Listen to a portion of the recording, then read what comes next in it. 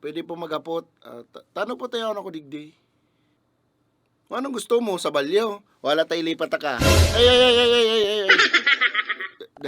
Dayman, okay na ako digdi.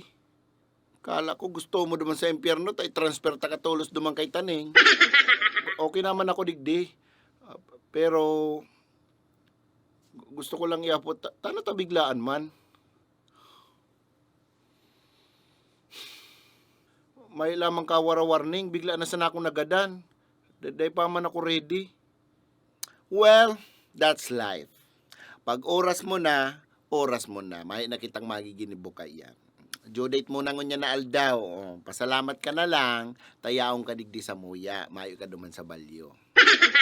Hindi ko pa man lamang nasulit ang buhay ko. Ni mayo pa nga niya akong bata. Mayo pa kong aki. Ni ubin pa man ako. Kaya nga ni dapat ko taan na, katong nabubuhay ka pa, sinulit mo na ko ta ang buhay mo. Taday mo manaram kung hanggang nuarin ang buhay mo. Taday mo manaram kung hanggang nuarin ka sa mundo. Dapat ko taan na, everyday good vibes lang. Everyday happy lang. Live your life to the fullest. Sarong beses ka lang mabubuhay, dapat ko taan na, sinagad-sagad mo na. Paano ka man kaya ma-enjoy sa buhay mo? Kung puro ka sa naman trabaho. Sa sobrang higos mo maghanap buhay, nalingawan mo ng mabuhay. Overtime digdi, overtime duman. Niday ka na lamang nag-enjoy sa sadiri mo. Tano tagapagmana ka kayang trabaho mo?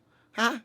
Ni mayo ka ng oras sa pamilya mo, mayo ka ng oras sa barkada mo, mayo ka ng oras sa sadiri mo. Siyempre kay puhan, para sa pamilya, may man pati akong choice. Gabos kita may choice, kaibigan.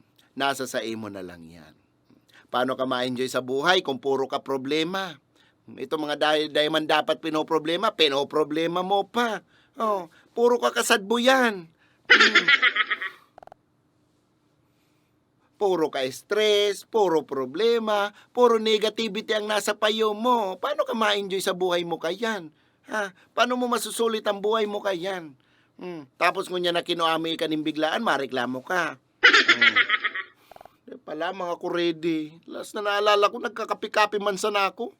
Tapos pag kimat kang mata ko, bigla na sana ako yaong digdi.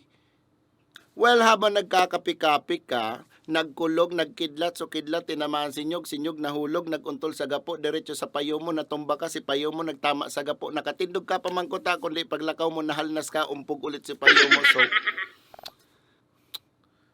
may na lamang chance na pwede akong mabuhay ulit, like respond or buy back. Kung ugwang araw kayan, nagpapabakal na ako kayan, for sure. Di malas man. Ayun ta oras mo na nga ni boy. May nakitang magiginibo kayan once na nakalista ka na igdi sa samuyan listahan. Dakol pa kong pangarap sa buhay ko. Dakol pa kong gustong gibuon sa buhay ko. Gusto ko pa man i-enjoy ang buhay ko kuta. Matabiglaan manarog ka to. Ulitong ko. Mag-enjoy ka kung buhay ka pa. Tadakol kang oras mag-ugma, dakol kang oras mag-enjoy, dakol kang oras para suliton ang buhay mo. Ngunyang gadang ka na, mayo ka nang magiginibo ka yan. Kato kayang buhay ka, sige mo sa naman scroll sa TikTok. Isa nang nagiginibuhan mo, tapos ngunyan sasabihin mo, dahil mo nasulit ang buhay mo eh. Na tayo.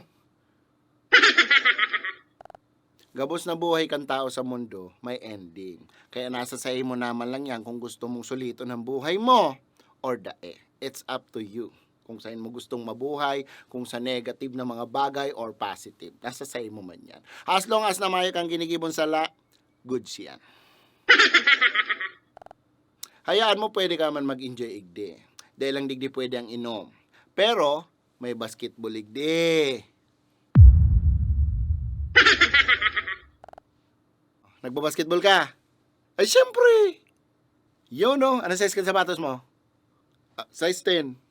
10? O, sakto. Ugwa ko dyan. Itong Air Pacquiao 4, Heaven Edition. Pasubli ko sa imo.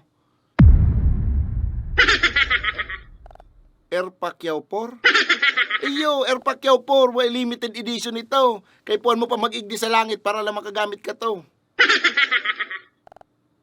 Pag ginamit mo itong sapatos na ito, guwa itong plus 10 speed, plus 15% stamina, tapos 35% shooting, tapos plus ugwa pa itong 8% na damage pag nakasiko kaning kalaban. Anong team mo sa NBA? Golden State. Golden State! Hey! Ah! Eh! Okay. Basta bawal ligdi ang muda, tapos bawal ang buhaya. Ay, yo, baka mo na kung bakaw. Man na, may kahot pati kami, naghahalap na duman sa Kobe. Kobe? Si Kobe Bryant? Yo, pero may kutong kakawat digding limahan. Sakto, may dayo pati at tiyan, si mga alagad ni Satanas. Garo to mga preso kumawat, mga pisikal na maray. Mana? Papicture ako.